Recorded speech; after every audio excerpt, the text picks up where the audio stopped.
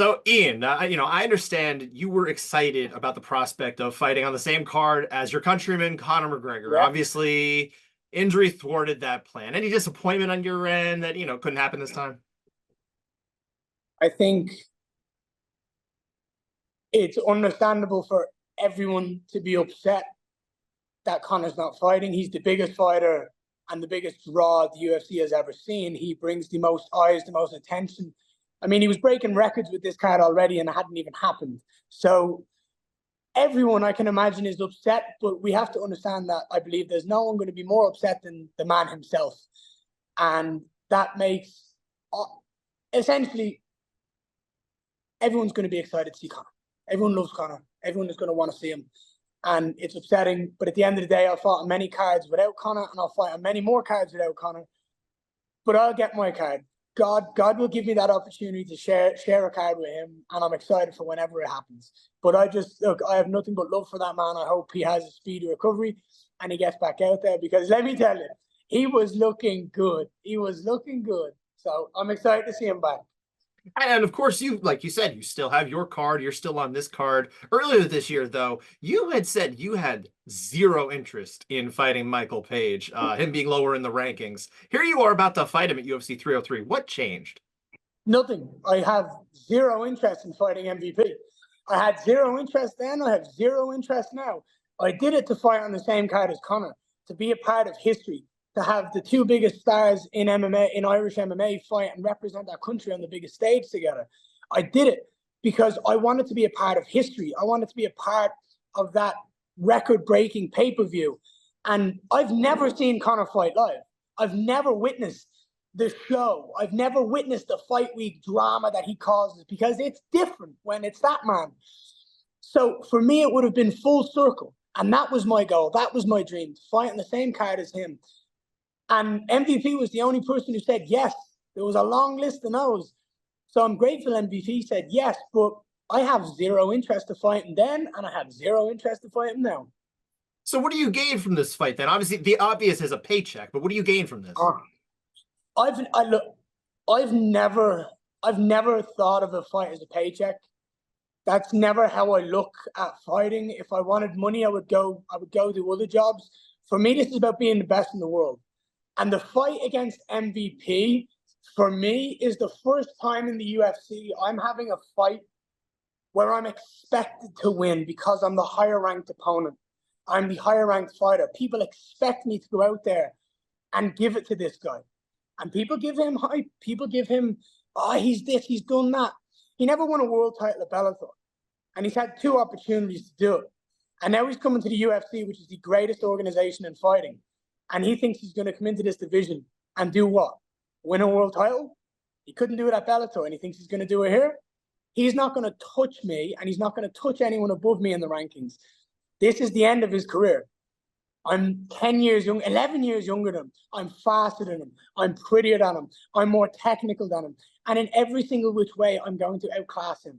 And I'm going to prove that there is levels to this game. Sure, and of course you're very confident of your abilities and everything like that. He is known for his striking, obviously. So are you. In addition to some other skills, you would of course see yourself as the more well-rounded mixed martial artist, I assume, right? So would you say it's to your advantage to take it to the ground and kind of just take it where you have a more pronounced edge than on the in the stand-up? No, I have a massive ego. And my massive ego is going to go out there and prove to MVP that I'm better than you, where you're best. And we'll see where he takes it from then. I believe once I show him my skill set and my ability to dominate the fight, I think we're going to see MVP scrambling. And I think he's going to be very, very worried in the octagon. Any gentleman's agreement here, maybe to keep it standing? No, this is an MMA fight. You know what I mean? This is the truth. You need to be so well-rounded in every aspect because, like you said earlier on, injuries happen. Injuries change fight cards, but also injuries change fights.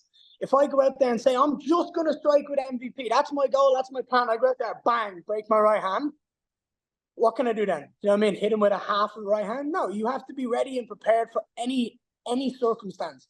Also, what's to say MVP is not going to go out there and shoot on me because he knows that the striking skill set I possess? You have to be ready for it all. But I'm telling you now, I'm going to go out there and I'm going to walk him down and I'm going to beat him where he's best. Now, Paige, he had said recently that you're being a lot more respectful than with previous opponents that you faced in the octagon and in the buildup of this, right? And that you don't seem like what he says is your usual self. Would you agree or disagree? In what way? The fact that I'm being respectful? I guess that sort of the typical way that you go about building up a fight, I guess, is what he's kind of getting at here. Anytime there's been controversy in anything I've said, the other person has said or done something that has made me clap back. I have always been respectful to my opponents prior to the fight until they say something absurd, and then I call them up on it, or they do something and I call them up on it. I am grateful that MVP took this opportunity because there was a time where I thought I wasn't going to get the dream to fight in the same card as Conor because nobody was saying yes. He said no initially himself as well. We have to remember that. Then he turned around, he changed his mind. He realized how big this fight night was, how big the opportunity to fight me was. And now here he is. I'm going to go in and run through him on June 29th. There's nothing he can do to stop me. Obviously, you're Irish, he's British. Fans from your respective islands are very keyed into the fighters from your countries, right? Do you get the sense that there's any added excitement among the fans for this fight? Dude, this fight's going to be huge in Europe. It's going to be massive. I mean, MVP has a huge name. He's done well across Europe and the UK. And I've gone out and I've done everything I've needed to do to build my profile, to earn the respect, be number 7 in the world. Now we're stepping to the octagon together. And this is just a different stage, a different level. And to go out there and put his skill set and my skill set together, the fireworks that fight can cause, the dance that we can have for the fans, it's going to be electrifying. Now, like you said, you're fighting down in the rankings here. Clearly you're willing to do that in this case. It was a particular case here. If all goes well in Las Vegas, though, would you consider doing it again, or is it only up from here? Of course, I'm going to have to do it again because a champion is always going to have to fight down in the rankings. There is going to be no one ranked higher than the champion. And this but let's say on your rise, Ian. Let's say on your way up. This is the way I think, though. I am the best in the division. That's the way I look at it. And this fight, I've changed my perspective to become that champion, to have that championship mentality of I don't care who it is, where it is, when it is. I'm going to beat you and prove that I'm better than you. And I'm going to put on a show because it benefits me to go out there and knock someone out. So obviously, I want to fight up the rankings. Obviously, I want to fight the best guys I possibly can. But a champion will always have to fight down because there's going to be no one ranked higher than me. Sure. Now, you were saying earlier this month that you'd love to have made this a 5-round fight. You were looking to be, the co-main event and all that stuff. You have one 5-round fight on your record. You've won the Cage Warriors belt. That was a full 5 rounds. Paige has a couple of those from Bellator, right? You fought exclusively though on these bigger pay-per-views, and there was a network TV card in the United States. Are you interested in headlining an event before you get to that championship opportunity? Getting that 5-round fight? Apex, I can tell you that. Not in the Apex, no way. No, I love these big shows. For me, I've always been someone who the brighter the stage, the bigger the stage, the brighter the lights, the better I perform, the better I show up, the more energy I possess. I believe that fight week, the build-up, the fans, the energy, everything is absorbed into my body, into my skin. And then come the Saturday night, the fight night, I get to release all that in the most beautiful way I physically can, which is to go out there and beat someone up in fantastic fashion. So I will always want these big cards, the big stages with the biggest fights, the most loved fighters, because for me, it's exciting. At the end of the day, I'm a fan of the sport, and being a part of these big shows excites me, and it makes me go out there and want to have the best performance possible.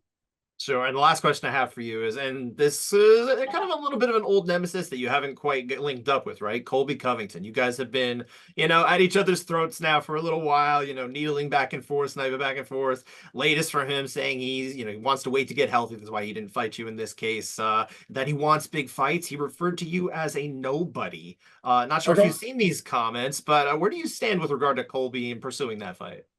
So I have not seen these comments. This is the first I'm hearing it. The truth is, That is absolute bollocks. I'm a nobody is an easy way for him to try to swerve this. I'm trying to get healthy. He's a no one. I'm not going to fight him. Listen, he has no other option right now. He has no other option. He's not fighting anyone above him. And I'm the highest guy that he can fight, that he's going to want to stylistically fight. He's not going out there and fighting a Gilbert Burns, who's a grappler heavy, who's amazing in jiu-jitsu. He wants a stylistic fight that is going to benefit his style of wrestling. I'm him. And he said no, and he's running and he's scared. I don't think there's ever going to be a scenario where Colby Covington accept the fights with me anymore. I think he's had his opportunity, he's ran, and he's too scared because he knows the truth. I, to him, am the end of his career. I, to him, am that kryptonite, that young, talented prospect that he wish he could be right now. And he's running scared.